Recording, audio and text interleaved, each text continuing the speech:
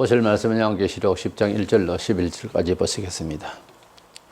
내가 보니 힘센 다른 천사가 구름을 입고 하늘에서 내려오는데 그 머리 위에 무지개가 있고 그 얼굴은 해같고 거발한 불기둥 같으며 7절에 일곱째 천사가 소리내는 날 그의 나팔을 불려고 할 때에 하나님이 그의 종 선지자들에게 전하신 복음과 같이 하나님의 그 비밀이 이루어지리라 하더라. 9절 내가 천사에게 나아가 작은 두루마리를 달라 한적 천사가 이르되 갖다 먹어버리라. 내 배에는 쓰나 내 입에는 꿀같이 달리라 하거늘 내가 천사의 손에서 작은 두루마리를 갖다 먹어버리니 내 입에는 꿀같이 다나 먹은 후에 내 배에서는 쓰게 되더라. 그가 내게 말하기를 네가 많은 백성과 나라와 방언과 임금에게 다시 예언하여야 하리라 하더라. 아멘. 요한계시록은 종말에 되어질 예언적 그리고 역사에 있을 사건에 대한 기록입니다.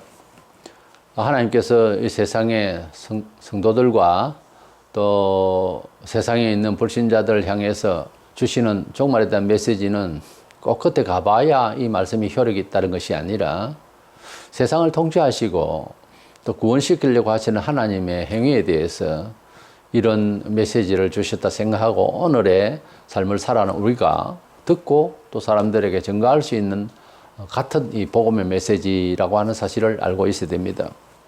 요한계시록에는 특이하게 그림들로서 가득 채워 있는데 사도 요한이 기도 중에 환상을 본 내용들입니다. 그 중에서 7번 도장을 찍은 그런 두루마리 책을 받게 됐는데 도장 찍힌 책을 하나씩 벗길 때에 그 안에 내용들이 말세에 되어질 내용들로 가득 차 있는데 마지막 7번째 인을 뗄 때에 떼니까 그 책에서 환상이 각각 나팔을 든 천사 7명이 나왔습니다. 그 중에서 6번째 나팔이 지나고 7번째 나팔을 불 때에는 그 가운데서 또 7가지의 대접을 들고 있는 대접이죠. 팍 엎어지죠. 그거는 물건을 이렇게 뒤집으면은 그만큼 신속하게 이루어지는 하나님의 지향을 말합니다. 그래서 대접이를 들고 있는 천사가 또 7명이 쫙 나옵니다. 그래서 마지막 7번째의 그 나팔 재앙이 다 이루어지면은 주님이 오신다. 그렇게 되어 있어요. 이래서 7인, 7나팔, 7대접재앙이라는 그런 나사 모양 같이 그렇게 점점 강화되어지는 하나님의 재앙, 그 하나님의 심판에 대해서 그걸 빨리 깨닫고 예수님께로 돌아와야 되는데 그렇지 않으면 계속해서 형벌이 더 가중된다고 하는 사실을 보여주고 있는 겁니다. 이래서 이 하나님의 재앙이 임하는 이 과정에 너무도 무서운 재앙이 또 남았습니다. 그동안에 여러 가지 재앙이 있었는데 이 큰 재앙이 임할 때에 그때마다 좀 숨고르기를 해요. 이 10장도 11장 이하에 있을 무서운 재앙을 앞에 두고 하나님께서 잠시 삽입을 시켜서 우리가 또 심호흡을 해야 되는 그런 장면이 들어있는 거예요. 말하자면. 그래서 성경에 보면 삽입장으로 어떤 상황을 벌리기 전에 거기에 대한 동기적 유발을 한 내용들로 조금씩 채우고 있습니다. 그러니까 취임새와 같고 전조에 알아야 할 숙지할 사항이라든가 이런 것들이 개입이 되어 있어요. 그 중에서 이 10장도 바로 우리에게 일어날 예언이 아니고 그 일어날 내용 앞에 요한이 말씀을 크게 또 감동을 받는 그런 그림입니다. 그래서 11장 이하에 예언된 작은 두루마리라는 주제로 말씀을 나누고자 합니다. 먼저 이 마지막 번째 나팔불 천사가 이제 마지막 재앙을 발휘할 것인데 그 전에 특별한 천사, 이 천사는 힘센 천사라고 특별히 설명되고 있는데 이 천사는 마지막 나팔을 부는 천사는 아니고요. 그 천사 전에 아주 특별한 천사가 나타난 겁니다. 그래서 본문 1절에 구름을 입고 하늘에서 내려오는데 그 머리 위에 무지개가 있고 그 얼굴은 해 같고 그 발은 불기둥 같으며 그런 모양을 한 특별한 천사가 요한에게 나타난 거예요. 그 무지개라는 구름을 입고 하늘에서 내려오는데 하니까 꼭 예수님 같이 그렇게 보이죠. 그러나 예수님 구름을 타고 내려오신다 그랬지 표현이 좀 다릅니다. 그리고 머리 위에 무지개가 있고 그 무지개는 정관사가 있어서 그 무지개 이렇게 읽어야 되겠고요. 원문으로 보면 또 그 얼굴은 해 같고 그 발은 불기둥 같았다고 했는데 무지개는 하나님께서 노아 때에 세상을 물심판하시고 무지개를 보여주시면 다시는 물로서 심판하는 일이 없다고 하는 신실하신 하나님의 언약의 표시였어요. 그렇기 때문에 이 천사가 머리 위에 무지개 있다고 하는 것은 뭐 어떤 오라다 멋있다 이게 아니고 하나님께서 이 징계의 이 재앙을 내리시는 이 하나님의 계시의 내용은 신실하고 확실하다 언약이다 그런 뜻이에요.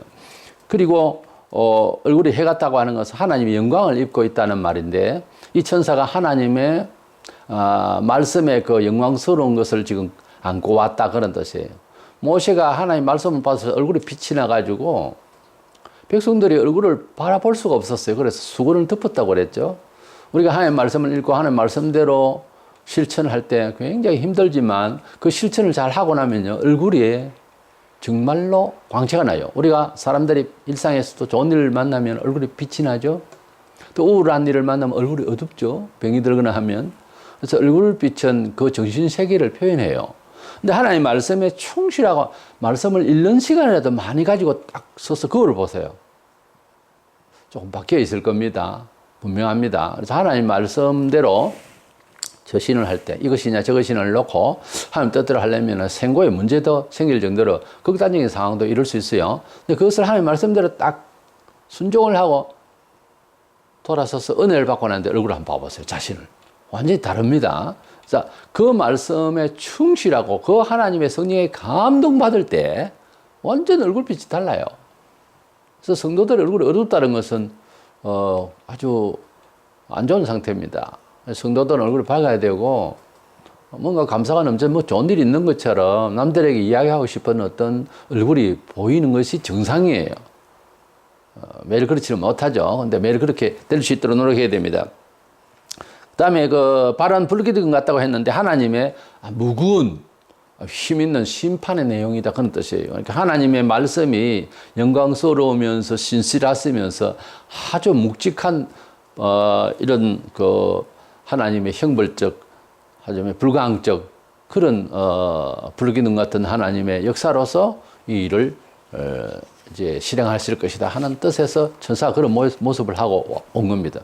단순히 특별한 천사의 멋있는 모습, 영광스러운 모습을 보여준다기보다는 하나님의 말씀을 들고 온 사명자의 의도를 지금 보는 거예요. 의도를. 이런 모습을 보면 꼭 예수님 같죠. 근데 14장에도 보면 꼭 예수님 같은 천사가 나타나요. 그래서 14장에서도 예수님 나타났다 그러고 해석을 할 때에 우리는 연약한지라 이제 특별히 또 국문학적인 이런 그 문장 해석에 있어서 또 연약한 면도 사실 다 있고요. 그것도 국문학자가 다 해석한다는 말은 아니고요. 우리가 가지고 있는 세상적인 용어와 문장력 이걸로서는 성경을 이해하는 데는 충분하지 않아요.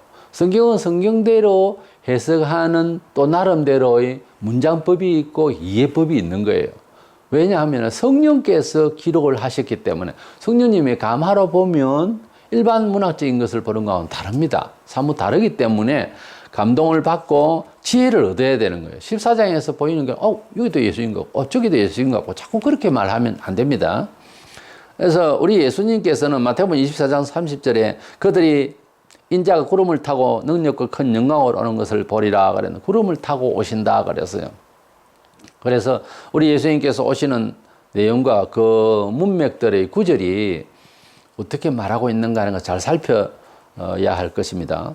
본문 2절에 그 손에 피해 놓인 작은 두루마리를 들고 그 오른발은 바다를 밟고 왼발은 땅을 밟고 서 있었습니다. 이 천사가 사도 요한에게 나타났는데 작은 두루마리, 작은 책을 들고, 두루마리 책을 들고, 오른발, 왼발로 땅과 바다에 이렇게 이제, 발을 밟고 서 있는 거예요. 그림을 상상해 보세요. 바다가 있고 땅이 있는데 양쪽에 발을 대고 그걸 들고 있더라. 하는 말은 땅과 바다라고 할 때는 조금 더 그 구체적으로 말하자면 바다는 그냥 세상을 말하고 땅은 종교계를 말합니다만은, 그러나 신불신간에 온 세상을 말해요. 온 세상이 들어야 할, 온 세상의 땅과 바다, 이 말은 온 세상을 말해요. 물론 하늘도 세상에 속하지만은 온 천지 세상, 신불신간에 이 마지막 지향으로서 끝을 낸다고 하는 이런 이미지로서 서가 있는 것입니다. 이래서 이자가 나타나서 아주 큰 사자소리와 같은 소리를 내면서 하고 있는데 우레 같은 소리가 막 나왔어요. 그때 그 메시지를 이제 적으려고, 그 우레 같은 소리지만은 메시지를 적으려고 할 때에 요한에게 만류를 하시고 하나님께서는 기록하지 말라고 이렇게 하셨습니다. 그러니까 요한만 들었지 우리는 못 들었죠. 이 내용을 보면은 사실상 두루마리 책이 뭐냐는 거지, 이것이 이제 문제인데, 두루마리는 사실은 어떤 캡처되는 건데, 그러니까 11장 이하의 마지막 나팔 재앙을 말씀하시기 위한 또 하나님께서 주시는 말씀의 은혜다, 말씀의 능력이다, 이렇게 보는 게 가장 적당하겠습니다. 그 두루마리는 따로 주시는 어떤 계시책이라고 할 수가 없어요. 하나님께서 주시는, 요한에게 주시는 말씀의 능력을 더 입혀주신다, 권세를 더 입혀주신다, 하나님의 메시지를 더 강화시킨다 하는 이런 이미지지, 10장에서 나타난 작은 두루마리는 계시록 전체의 두루마리와 또 별개냐 할 때에는 별개는 아니고 요한에게 주신 특별히 말씀의 은혜다, 이렇게 보는 것이 맞습니다. 왜냐하면 이 말씀의 계시가 내용이 적혀져 있으면 모르지만 안 적혀져 있잖아요. 쓸 일이 아니에요. 다만 받은 은혜, 받은 성령님의, 받은 말씀의, 받은 하나님의 메시지의 은혜는 요한만 지금 받은 거예요. 우리는 그 11장에서 나타나는 계시의 말씀만 더 듣는 거예요. 하도 마지막 나팔 재앙은 하도 무섭고 세상을 끝장내는 이런 상황이다 보니까 이 말씀을 우리가 어떤 뜻을 전달하는 것도요, 예사로운 말은 누가 이렇게 말했다 하고 말할 수가 있는데, 너무 큰 뉴스는 심호흡을 하고 말을 전달하기도 어렵잖아요. 왜? 우리 그런 경험이 되잖아요. 그래서 너무도 무서운 일이고 너무도 큰 일이기 때문에 전무후무할 일이에요. 이제 마지막 때 주님 오실 일에 대해서 11장 이하에 있는 내용을 전달하려고 하니까 어마어마한 거예요, 내용이. 어마어마한 거예요. 그래서 요한이 더 은혜를 받고 이 말씀의 메시지를 받는 이런 장면이 특별 천사가 와가지고서 메시지로서 이렇게 주고 있는 10장의 내용이다, 이렇게 보면 되겠습니다. 그래서 사도 요한이 작은 두루마리를 받아서 먹었다 하는 내용이 나오는데, 말씀의 능력을 먹었다, 메시지를 전달할 수 있는 힘을 얻었다, 이렇게 말할 수 있는, 다른 장면도 그렇게 받아야 되는데 물론 은혜 받은 사람이죠 원래. 그러나 이 마지막 나팔 재앙은 사뭇 달라요, 앞에 것보다는. 제일 마지막 번째 주님 오시기 전에 세상을 완전히 불러 심판하는 내용이라서 이 말씀 앞에서 요한 자신이 먼저 힘이 있어야 되는 거예요. 능력이 있어야 되는 거예요. 복음 전파자도 그렇고 악한 자, 평범한 자 좀 나눠볼까요? 이런 사람 전도로 나가는 것도 아마 귀신이 들었다든지 큰 문제를 갖고 있는 사람을 전도를 하고 접견을 할 때는 마음 자세가 변화도 강화돼야 되겠죠. 그렇게 생각하시면 되겠습니다. 그래서 요한이 지금 큰 은혜를, 특별한 큰 은혜를 다시 받는 거예요. 이렇게 특별천사를 만나게 되었고요. 이 특별천사가 요한에게 준 말씀을 받고 그 말씀을 먹고 그리고 그 말씀에 소화를 하게 되는 이 장면 속에서 마지막 하나님의 두 번째로는 비밀이 펼쳐지는 내용을 사도 요한에게 주셨다, 이렇게 보면 되겠습니다만은, 천사는 5, 6절에서 하나님의 심판이 지체하지 아니고 곧 바로 이어질 것이다, 지금 순서대로 지금 되고 있는데 곧장 바로 일어날 것이다 라고 말하고 있고, 7절에 보면 7째 천사가 소리내는 날 그의 나팔을 불려고 할 때에 하나님이 그의 종 선지자들에게 전하신 복음과 같이 하나님의 그 비밀이 이루어지리라 하고 그렇게 말하고 있습니다. 그러니까 일곱째 천사가 나팔을 불 때에 일곱 번째 천사가 나팔을 불 때에는 그동안에 계시한 하나님의 예언의 모든 선지자들이 말한 것이 다 완성이 되어지는, 다 이루어지는 날이 될 것이다 이렇게 말하고 있어요. 그러니까 마지막 나팔재앙으로 복음 전파도 모든 것도 다 종결된다는 거예요. 세상 끝이다 그거죠. 일곱 가지 나팔 중에서 제일 마지막 나팔재, 일곱 번째가 제일 마지막 나팔재, 주님이 오신다고도 했는데 고린도전서 15장 51절에 보라 내가 너희에게 비밀을 말하노니 우리가 다 잠잘 것이 아니요 마지막 나팔에 순식간에 홀리니 다 변화되리니 그랬어요. 그래서 마지막 나팔 때에 주님이 오시고 우리가 부활하게 된다. 그리고 마지막 나팔 부는 재앙 그때에 예언된 모든 심지어 감람산에서 주님이 예언하신 그 내용 모든 구약의 모든 예언들이 다 완성이 되는 날이다 하는 것이죠. 구약 성경 모든 율법과 예언적인 것이 예수님이 탄생하심으로써 다 이루어진 것과 마찬가지예요. 그리고 그 예언 중에서 구약에 되어 있습니다만은 종말까지 되어진 예언이 있죠. 그래서 이 모든 예언은 마지막 나팔 불 때 다 이루어진다는 거예요. 예수님께서 말씀하신 것, 그 위에 선지자들이 예언한 것, 이 모든 것들이 전부 다 마지막 나팔 불 때에 모든 것이 다 종결이 되어지는 이런 때가 온다 하는 거예요. 그래서 이런 예언의 말씀을 들으면서 주시는 천사로부터 받은 그 두루마리를, 작은 두루마리를 먹으라 그래서 요한이 먹게 되었는데, 세 번째로는 그 말씀의 예언의 말씀의 그 먹고 난 뒤에 맛을 기록하고 있는데요. 우리 모든 복음이라고 하는 것, 뭐 예수님이 기록되어져 있는 사복음서의 내용도 또 구약이나 그 외에 사도들이 쓴 여러 내용들이 복음이라 기쁜 소식이라 하지만 기쁜 소식이라는 말은 하나님께서 우리를 구원하시는 방법에 있어서 그 내용이 은혜로워서 참 기쁜 소식이다 이렇게 말할 뿐이지, 그 기쁜 소식을 받아들이는 데는 차라리 돈을 주고 사는 것 같으면 돈 있는 사람은 덜렁 살 수 있겠죠. 간단한 거죠. 뭐 돈 주고 물건 받고 이렇게 할 수 있는 부분이 아니고 누구나 하나님을 만나게 되고 예수 그리스도의 십자가의 죽으심이 내 죄를 위하여 죽으셨으니 믿으면은 어떤 죄든지 다 사함받는다. 아주 극단적인 죄까지도 다 사함받는다라고 하는 것이 하나님이 예수님을 그 아들을 주신 목표이고 우리에게 주시는 믿음의 내용인 것입니다. 그런데 얼마나 좋아요 내용. 그러나 예수님을 내가 믿고 그 효력을 얻으려고 하는 과정이라는 게 있어요.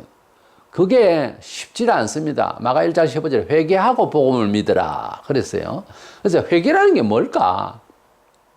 내게 하나님께서 죄인이라 하시고 내게 인생은 사고도 모르고 무지하다 하시고 그렇게 말씀하시는 그 죄인이라고 하는 사실을 받아들이고 예수님을 내 죄를 위하여 돌아가신 분으로 받아들인다고 하는 것은 어느 날 갑자기 학원에서 공부하다서 2 더하기 2는 4다 뭐 이런 차원으로 생각하시면 안 돼요.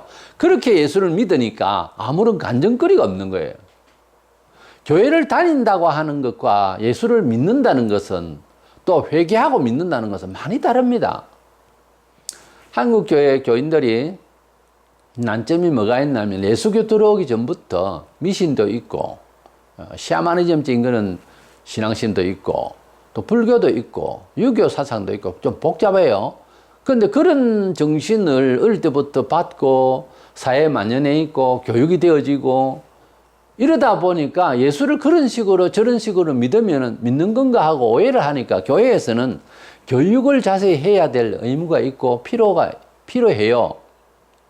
근데 하나님을 믿는 것은 양심적으로 죄를 회개하는 것이라는 것이 가장 큰 대목입니다. 근데 이게 안 되는 사람은 3년을 다니고 30년을 다니도야 변할 수가 없어요. 사람은 절대로 스스로 못 변합니다.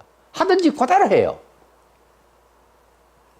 아무리 가르쳐도 땜질밖에 안 됩니다. 이럴 때는 이렇게 하면 안 됩니다. 예배 시간에 이렇게 하세요. 어떻게 하세요?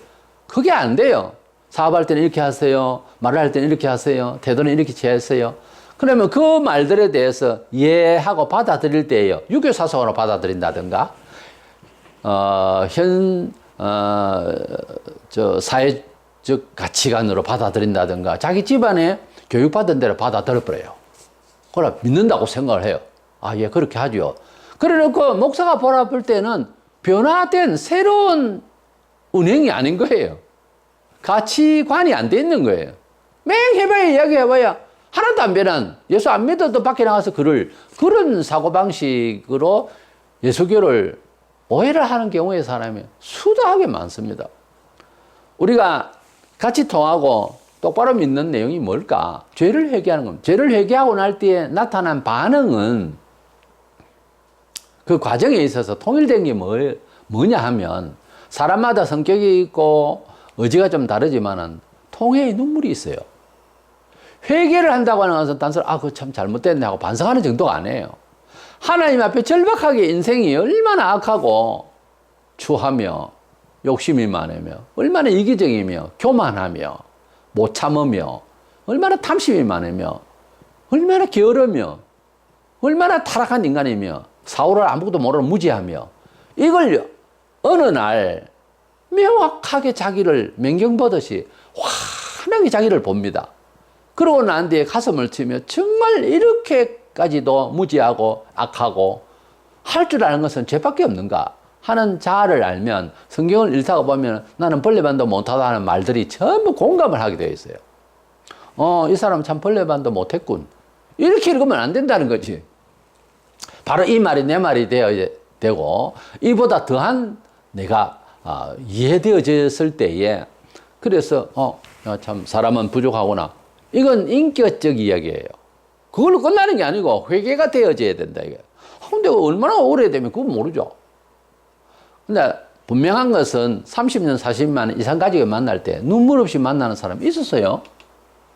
어떤 감동이 일반 생활에서 감동받는 10배로 사람이 완전히 까무러치진 사람도 있었어요. 말하자면 하나님을 만났다고 하는 건 이산가족보다 훨씬 더 감동적이고 무서운 거예요. 하나님을 만난다고 하는 것은 하나님이 우리와 함께 하신다고 하는 것은 재미난 이야기가 아니고 굉장히 긴장이 있는 거예요. 우리가 하나님이 함께 하신다 하면 하나님이 함께 하실 줄 믿으면 이런 말을 하는데 정말 하나님이 함께 하면은요 두려워요. 행동 거지가 함부로 못 한다니까. 천사가 한 번씩 나타나서 사람을 접견하잖아요. 그걸 하나님 믿는다 그러고 구약에 그러다가 천사가 딱 나타났어요. 그리고 샥 없어졌어요. 갑자기 하나님 만났다라고 하는 생각에서 어쨌어요? 평화 그랬어요. 두려웠어요. 임마누엘의 하나님이라는 걸 제대로 파악하면 두려운 거예요. 예수가 떡 5개 물고도 500여를 미기고 할 때 좋고 친구야 이랬는지 모르지만은 예수께서 바다를 잔잔하게 하시고 바람을 꾸짖으시리 조용하게 하시고 예수 잡으려는 군사가 네가 예수냐? 그렇다. 그 자리에 팍 쓰러지고 이런 걸 보면 두려운 거예요. 하나님 우리와 함께한다. 예수님이 우리와 함께한다는 것은 죄 짓고 게을르고 나태하고 바뀌지 않는 정신 인격이니 어찌해도 그거 가지고요 옆에 못 있습니다. 오죽했으면 하나님을 직면하면 죽는다 했겠어요. 하나님이 우리와 함께 하시고 정말 함께 하는 날은 평생에 있을까 말까 한두 번 있을까 말까 보통 그런 식으로 살다 가요. 근데 정말 함께 하면요 눈빛이 달라집니다. 두렵습니다. 내 행동 거지 말하는 게 함부로 못 해요. 하나님 딱 함께 한다 가령 그러니까 웃고 할 그런 이야기 아니고 찬양하고 노래하고 춤추고 할 그런 차원이 아닙니다. 하나님이 정말 함께 한다 할 때는 두려운 거예요. 라이터를 밤에 어릴 때 어린은 새도 잡으러 가고 그랬는데 다 비추면 그 빛이 꼼짝을 못 해요. 그때 잡아요. 하나님이 빛으로 나타나셔서 우리 양심과 우리 전인격적인 것을 압제하시면 꼼짝 못 합니다. 하나님이 함께 한다는 말을 그런 식으로 할 수 있을까? 태도를 그렇게 못해요. 그러면 어떤 면에서 하나님 우리와 함께 해주시고 함부로 말 못합니다. 정말로 하나님이 함께 하면 어쩔 건데요? 죽는데도 가게 하시는데요. 할 수 있겠어요? 하나님 백성으로서 그냥 그렇게 살겠습니다. 그게 나을지 몰라. 근데 하나님이 함께 하신다고 하는 말을 우리가 얼마나 쉽게 합니까? 굉장히 어려운 이야기입니다, 그게. 그러나 하나님 함께 하셔야 되겠죠. 우리는 하나님의 성령을 받아서 중생하고 우리는 무슨 죄를 짓고 무슨 실수가 있어도 예수를 믿으니까 구원은 받아요. 그런데 성령의 사람으로서 활동이 안 된단 말이에요. 우리가 장 걱정하고 괴로워하고 하는 건 활동이 안 돼서 괴로워하는 거죠. 그 활동이 뭐예요? 하나님이 우리와 함께 하신다는 말로 다르게 이제 표현하는 거죠. 이미 우리에게 성령 주셨어. 우리 거듭나게 하셨어. 하나님이 점지하시고 구원하셨어요. 우리 영혼은 우리가 책임지는 게 아니고 하나님 책임지시고 구원하세요. 우리가 모르겠다 그 말에 확신을 하고 있어요. 그러나 하나님의 성령의 사람으로서 활동을 하는 것은 기도하고 하나님이 함께 하시는 역사가 있어야 될 것 아닙니까? 그걸 우리가 바라죠. 실제 함께 해보세요. 어쩌는지. 생활 자체가, 사생활이, 인생 목표가, 자기 직업이, 자기 직장이 완전히 바뀌어요. 잘못하면. 그래서 하나님이 함께 하신다 하는 것은 사실은 원하는 바인데 그것을 문자 그대로 해보세요. 어떻게 되는지 사람이. 그래서 하나님 말씀을 우리가 믿는다, 따라간다 하는 것도 그 무슨 뭐 육자비가 열듯이 그런 것이 아니고 하나님 말씀을 먹는다는 말, 하나님 사상을 취한다는 말 아닙니까? 이대로 먹고 이제 어떻게 될 것이냐, 그 말씀을 취하고 그 말씀대로 살아간다는 것이 여기 10절에 보면 내가 천사의 손에서 작은 두루마리를 갖다 먹어버리니 내 입에는 꿀같이 다나 먹은 후에는 내 배에는 썩게 되더라 그랬어요. 하나님 말씀을 들을 때는 은혜롭고 가능성이 있고 창조주의 하나님의 말씀은 정말 신실하시다 막 떠들죠. 우리가 예배 중에 99%는 떠들고 있어요. 그런데 전자 그대로 살아라 이러면은 그게 그렇게 쉬운 일이 아닙니다. 너무도 배에서 쓰더라는 말은 소화하는 곳 아닙니까? 하나님 말씀을 듣기는 입으로는 달콤한데 그 배에서 쓰더라는 말은 하나님 말씀대로 살아가는 게 왜 이렇게 힘드냐? 성경대로 사는 게 왜 이렇게 쓰냐? 이렇게 배워지는 거죠. 사회적으로 구조적으로 하나님 말씀대로 살아가는 세상이 아니다 보니까 늘 항상 어렵죠. 불신자 가정에서 나서 예수를 믿게 되면 그 가정에 늘 하던 생활하던 패턴 가운데서 살려면 굉장히 힘들어져요. 그런데 예수 믿는 가정에서 태어나서 있다 보면 핍박이라는 건 없잖아요. 특별한 경우가 아닌데 핍박이라는 건 없어요. 그러니까 얼마나 은혜롭습니까? 천국은 완전히 은혜로운 곳이죠. 그러니까 이 사회는 이미 구조적으로 사탄의 영역이 있기 때문에 하나님의 말씀을 벗어난 비진리에 남은 이성만 가지고 살기 때문에 이 무지몽매한 사람들이 만들어놓은 그런 조직 속에서 살기가 굉장히 힘들게 되어 있어요. 핍박 안 할 수가 없는 구조가 되어 있다니까. 그러니까 하나님 말씀대로 살아가는 것이 세상에 하나 걱정 없더라. 이건 거짓말이에요. 하나님 말씀대로 살면은 힘들어져요. 먼저 자기 자신이 구조적으로 사회적으로 되어 있다고 해요. 사람은. 근데 하나님 말씀을 오늘 또 듣는다. 장 듣는 말씀인데 하면서 변화를 갖지 않아서 그렇지. 변화를 가지려고 자기를 완전히 돌아보고 어느 날 시간을 내서 가만히 보면 말을 안 듣고 있는 거지. 하나님 말씀대로 안 듣고 있는 거예요, 사실은. 근데 들으려고 딱 시작하죠. 계획을 갖죠. 많이는 못 가져도 몇 가지, 요건 요렇게 해야 되겠다 하고 하면 은혜가 돼야 되는데 지극히 힘듭니다. 그래서 하나님의 말씀을 받는 것은 달콤한데 그 말씀대로 살아낸다고 하는 것은 무슨 의무가 아니라 말씀의 내용대로 살아가는 체질을, 삶의 변화를 바꿔야 내가 잘 되니까, 진짜로 잘 되는 길이니까 그렇게 하려고 하는데 힘이 든다 그거죠. 내 자신과의 싸움과 주변과의 싸움이 일어나게 되는 거죠. 본문 11절에 그가 내게 말하기를 네가 많은 백성과 나라의 방언과 임금에게 다시 예언하여야 하리라 하더라. 지금 계속해서 예언하고 있습니다만은 내용을 가져와서 볼 때 그러나 다시 예언하여야 하리라. 이 말은 이 말씀을 먹고 힘을 얻어서 이제 너만 가지고 있을 것이 아니고 다시 예언해야 되리라. 이런 말씀입니다. 우리가 하나님의 말씀을 긍정적인 측면에서 복된 말씀을 들을 때도 있고요. 또 세상을 심판하고 우리가 조신하게 살아야 될 윤리적인 면, 이런 면을 들을 때는 또 당연하면서도 힘들죠. 그럼에도 불구하고 이 하나님의 복된 말씀과 공의와 그리고 사랑과 공의가 함께 있는 이 복음의 메시지를 내만 그렇게 살 것이 아니고 불신자에게도 실제로는 복된 소리입니다. 그러나 듣지 않으면 지옥 갑니다. 내용이 그거죠. 내용 자체는. 그러니까 신자들이 하나님을 믿고 살아가는 과정에 힘든 거나 복음을 지금 방금 전하면서 들어야 할 사람 자신에게도 꼭 그렇게 될 겁니다라고 하는 것을 지금 뚜껑을 열어서 안 보여줘서 그렇지. 실제 좀 좋은 얘기를 가지고 교회로 오시오. 예수 믿으시오지. 실제 너도 믿으면 나와 같이 힘들대. 그런 뜻이지. 알고 보면. 그러니까 복음이 잘 들어가기가 어려운 겁니다, 원래. 좋은 이야기, 만나는 음식을 사주고, 뭐 그런 거는 다 할 수 있잖아요. 예수 믿으면 고통이 옵니다. 이런 이야기만 계속하면 누가 예수 믿으려 하겠어요. 그러나 그도 그렇게 되어져야 하는 상황까지는 가야 되거든요. 내가 그렇게 안 돼 있는 사람은 맨 좋은 이야기만 하는 거예요. 내가 고통을 받은 사람은 가끔씩 불신자에게 처음 대면할 때도 진리로 살아간다는 것은 힘듭니다만은 결국은 쓴 후에는 좀 약이 되듯이 그렇게 고난은 있지만 우리가 체질을 바꾸고 하면 잘 되어집니다. 이런 이야기까지도 하게 돼 있어요. 왜? 내가 그걸 경험을 했거든. 이 경험 없는 사람 전도 한다 그러니까 전도대회 나가가지고 막 좋은 얘기만, 심지어 우리 교회 오세요. 이건 전도가 아니에요. 전도 내용이 아니에요. 이래서 우리는 요한이 특별한 계시를 받을 때에 이런 특별한 말씀의 능력을 먹음으로써 체험을 하게 된 거죠. 우리가 전도를 하고 우리가 복음의 사람이 되려면 내 자신이 먼저 복음을 먹어야 됩니다. 먹고 맛이 달아야 되는데 처음부터 쓰다 하면 이상하고요. 맛이 하나도 없다 하면 그건 더 이상합니다. 근데 배에서는 쓰더라. 하나님의 말씀을 듣고 들을 때는 귀가 즐겁고 아멘 할렐루야 다 했는데 생활을 하나님의 말씀대로 살려고 하니까 굉장히 힘들어지더라. 이것이 있어야 정상인 거예요. 그럼에도 불구하고 받은 말씀을 잘 증거할 수 있는 저와 여러분 되시기를 축원합니다.